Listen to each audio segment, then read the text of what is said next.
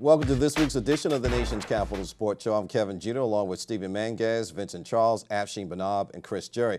Gentlemen, I feel like this first half of the show should be entitled Draft Day, because actually we're going to be addressing the draft, the NBA draft from the Wizards' perspective, and the NHL draft from the Washington Capitals' perspective. So let's start talking about the Washington Wizards. Afshin, the Wizards, of course, have the second pick, actually they pick in the second round, I should say.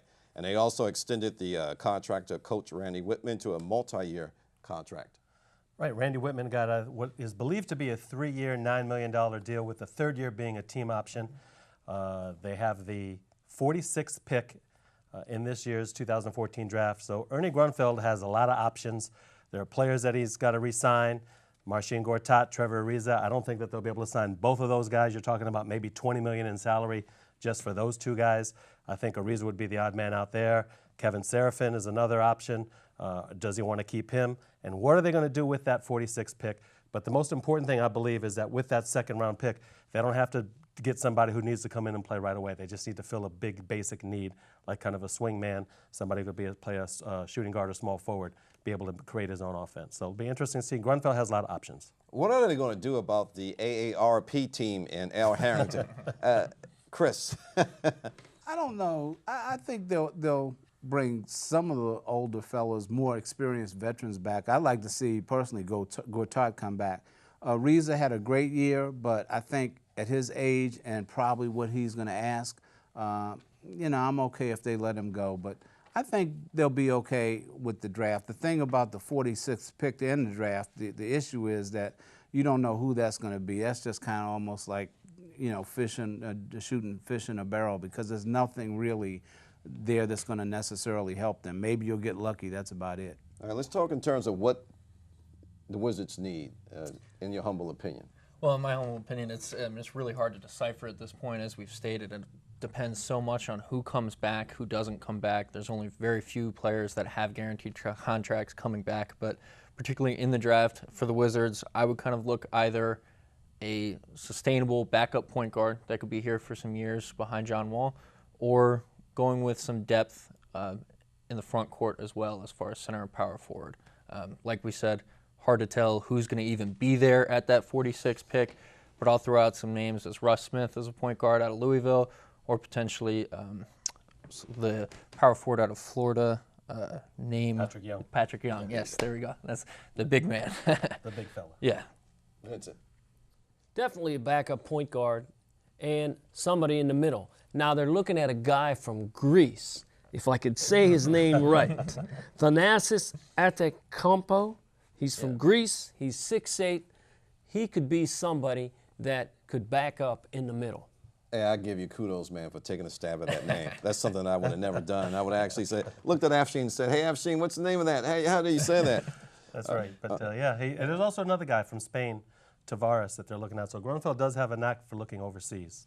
Yeah. Jan Vesely? Yeah, exactly. That's right. Jan Vesely before the finals MVP was taken. Yeah. Well, this is a good place for the Washington Wizards to be, because at least they're not trying to, they play good. So you're rewarded by playing good, and obviously you get the lower rungs of a draft pick. That's not a bad thing for the Washington Wizards, especially for these past couple of seasons. Let's bring our attention a little bit and talk about the NBA Finals. San Antonio Spurs over the Miami Heat. The Miami Heat lost, and the Spurs essentially swept them 4-1, which led LeBron James to say the following. I'm going to paraphrase this. Damn, those old guys can still play basketball. Yeah, I thought, you know, this is their 5th championship with Tim Duncan and Greg Popovich together. I thought that was a remarkable run by San Antonio, because I wasn't too sold on them. I was wondering how they would handle Miami, and, you know, getting a break in that very first game with the heat, with the air conditioning going out and the heat cramping up.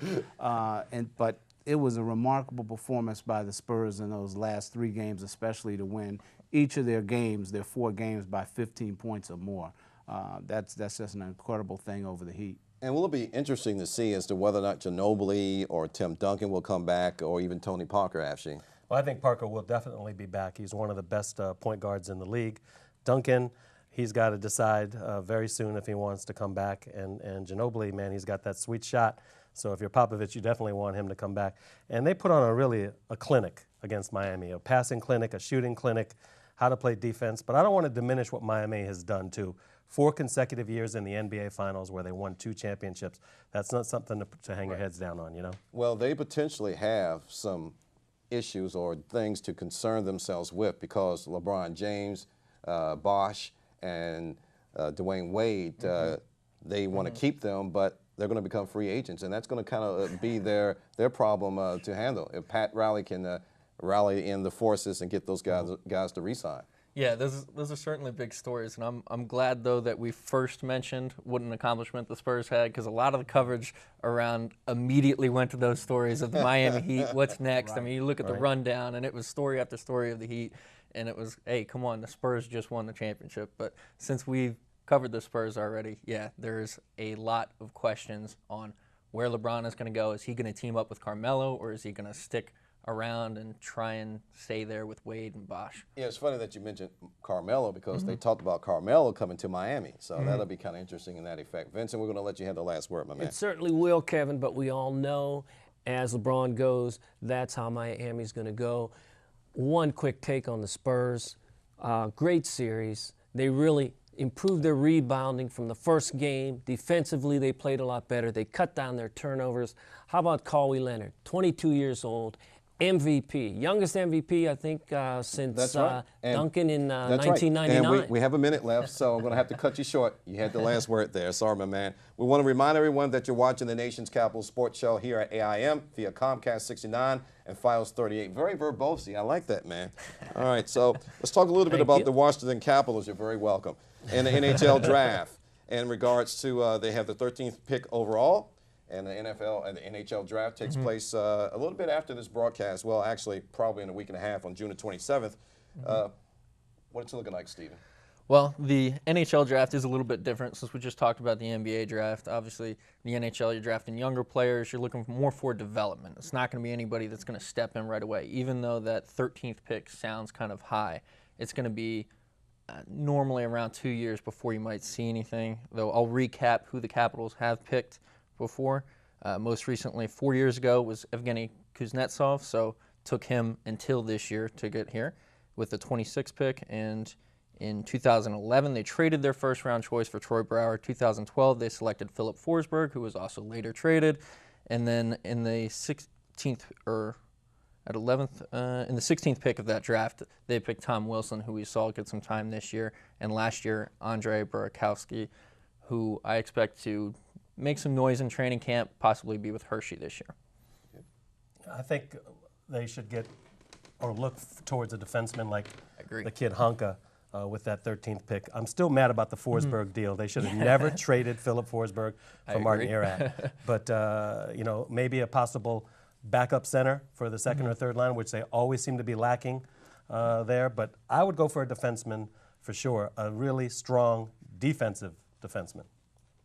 Well, you know, as Stephen was saying, the one difference about the NHL draft, the NBA, is that you're picking younger players.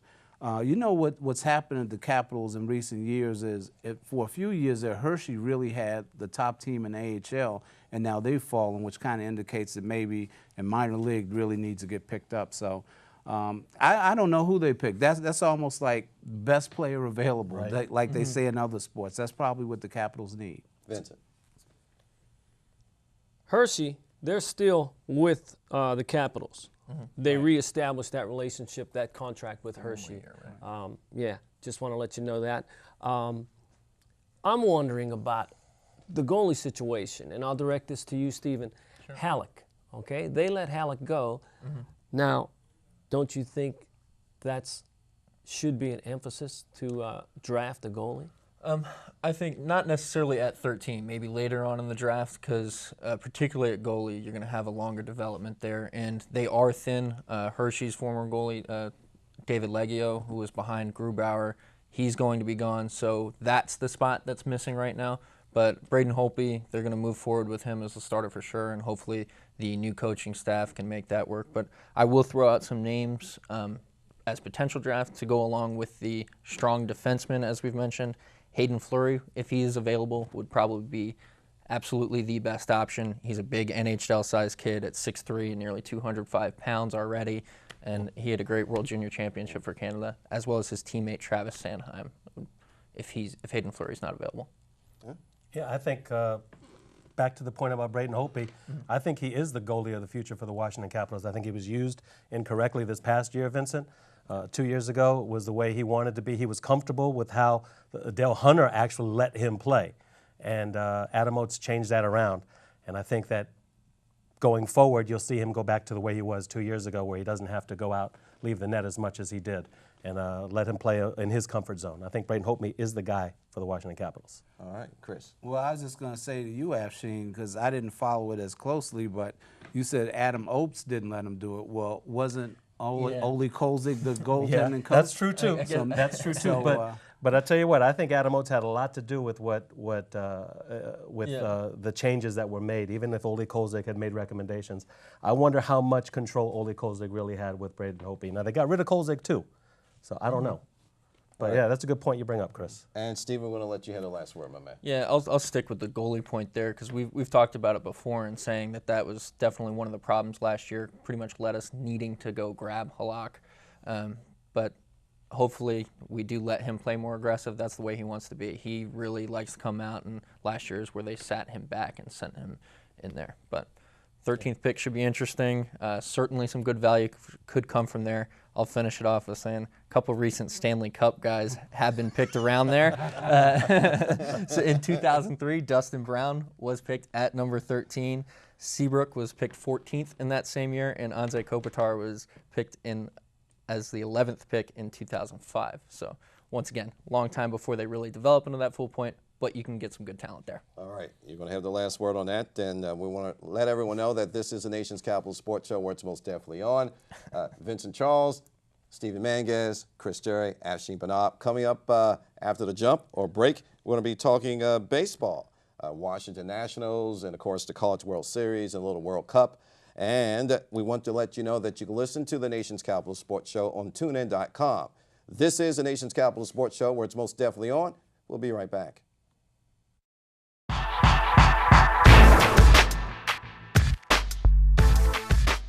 Welcome back to the Nation's Capital Sports Show, where it's most definitely on. I'm Kevin Judah, hanging out with Afshin Banab, Vincent Charles, Stephen Mangas, and Chris Jerry. Gentlemen, let's continue our conversation and talking about what we enjoy talking about, sports. But before we get to that, we want you to like us on Facebook at facebook.com/tncss.com. So let's begin to talk about baseball, Major League Baseball. Sad on the passing of left fielder Tony Gwynn, Mr. Padre, 20 years in the major leagues, and tell you, what a hitter, Afshin. Yeah, over 3,000 hits, 3,100 hits and some change, a .332 batting average, one of the best all time. But not only was he a remarkable baseball player, but he was amazing off the field as well. He was very humble, very gracious, never turned away an autograph. You know, you compare him to some of the other great hitters, like Ted Williams was not humble when he played. He was not gracious. He was quite egotistical from all the stories I've always heard.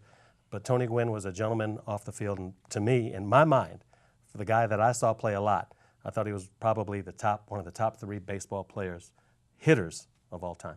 Vincent. Tony Gwynn was a joy to watch and was a joy to follow. What a work ethic, and the man really loved baseball. His Gold Glove, he was an all-star, I think about 15 times, 5 batting titles. He will go down as one of the best hitters in baseball. One of the stories that I've heard, and there were a lot of good Tony Gwynn stories, and one of them was that he had worked with Steven Strasburg of the Nationals from San Diego State. And when Steven Strasburg made his debut, he was there after undergoing 14 hours of cancer surgery. And he was there in spirit. He was there rooting for him. Chris. The thing that I'll remember most about Tony Gwynn, first of all, everybody, it's been consensus. Everybody says he was a great guy. The thing I remember about him the most, though, is this guy's from San Diego, and that's the most country black guy I could ever think of, just because of the way he talked. You know, he'd always have that twang and had that little tobacco in his jaw, you know, but man, what a great hitter. You could spray the ball all over the place, and the thing that a lot of us as sports fans complain about so much, and we really appreciate about him, he stayed in one place. Grew up in San Diego, played for the Padres, and when he ended his pro career playing professional baseball, he went to his alma mater, San Diego State, and coached there for 10 years. That's right. For the Aztecs, he started out playing basketball, 2 sports, Yeah. and that was pretty amazing. Yeah. He couldn't palm the ball, but he was one heck of a guard. You know, so Yeah, he was. You got to love that about him, Stephen. Yeah, I mean, staying in one place 20 years kind of locally reminds you of a guy like Darrell Green. No character questions, nothing like that. Definitely a good guy. And as we know, the great go too young, so it's sad to see Tony Gwynn leave us. That's right. And one final thought. Tony Gwynn started the video type of stuff. He would take his video stuff on the road. He did this at a time when no one else did this in sports. Would bring his VCR, would bring his VHS player or Betamax at the time, and would watch himself hit and would actually stress the importance of hitting. I mean, he was a student of the game, and for all intents and purposes. And Tony Gwynn, of course, he will be missed and not forgotten. Let's turn our attention over to the Washington Nationals. Vincent, the startup saying that Bryce Harper is starting his rehab stint for Potomac, right? And there's the return, or actually Wilson Ramos. Wilson Ramos is another one. He's another one. And so set this up for us, Vincent. Slowly, the Nationals, Kevin, are getting back to full strength. Ramos is due back June 26th. He's still in rehab. And Bryce Harper, starting out down at Potomac, like you said, he's going to play 8 or 9 games down there, work on his swing, his timing, and he should be back by July the 1st. The Nationals, they're currently in first place. But let me tell you guys, it is a race.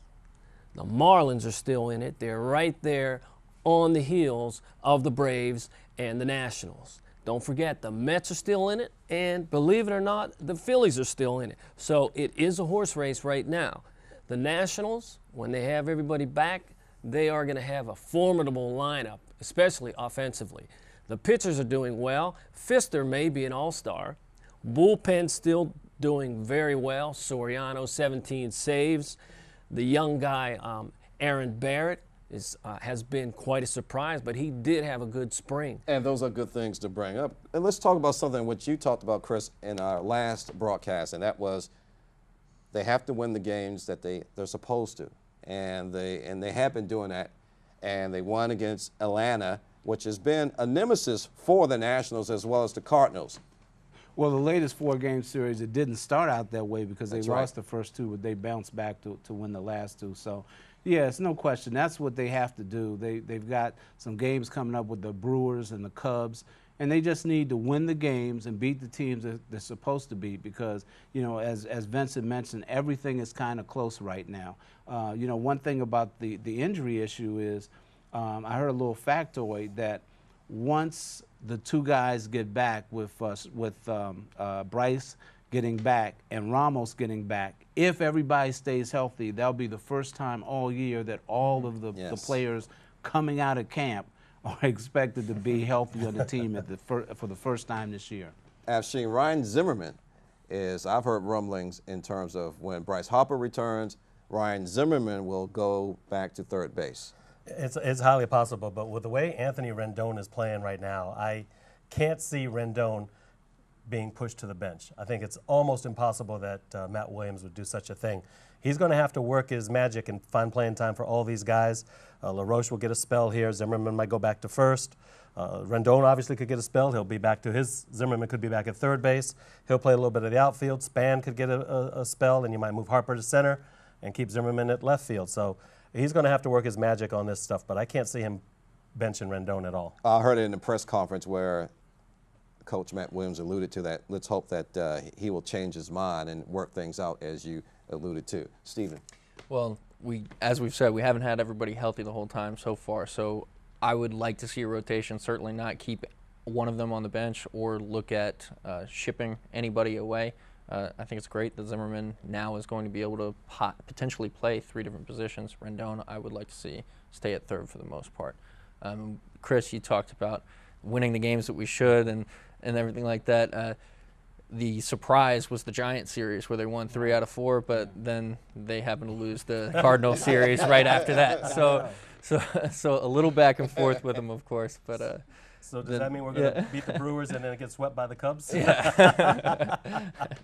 I hope not. And you have to give kudos to the pitching, to the bullpen Absolutely. pitching.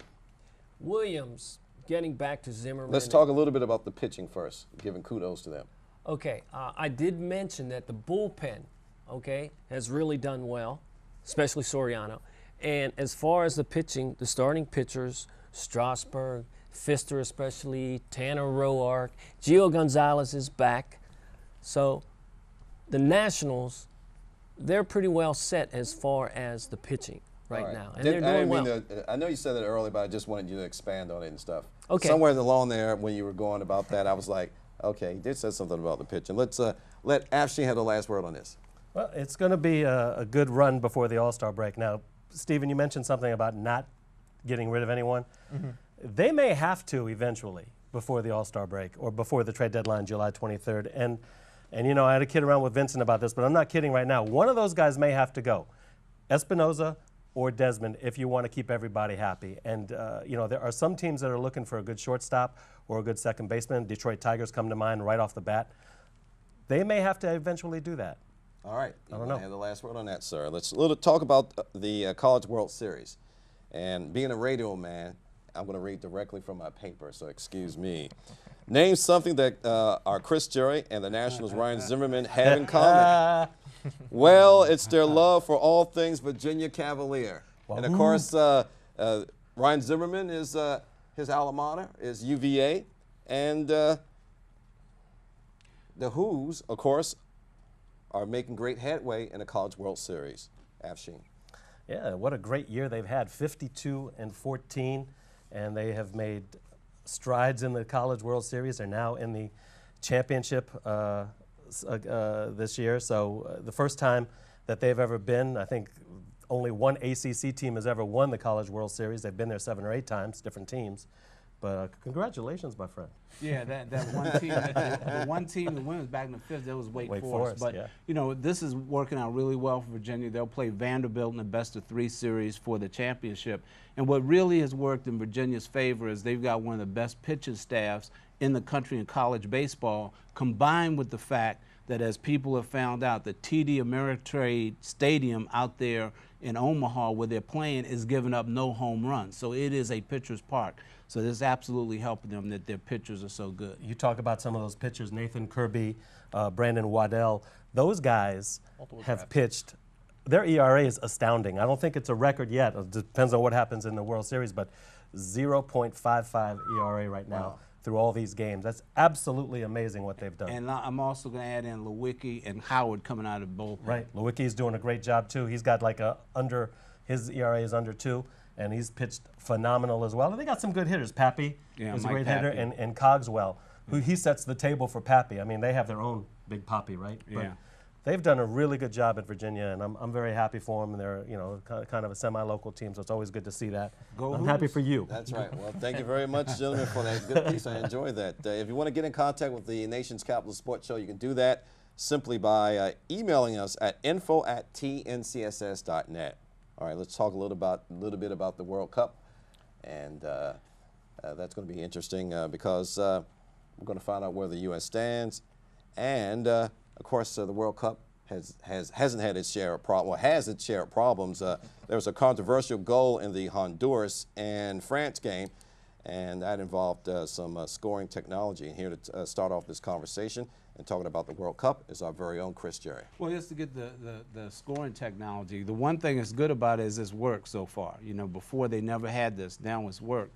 But to just pass that aside, you know, I'm excited about the excitement in the United States about soccer and the U.S. team. Now, as we tape this show, the game is going on against Portugal, and all of a sudden, somewhere in the pubs and the houses around, things are not so good. I'll just leave it right there at this point.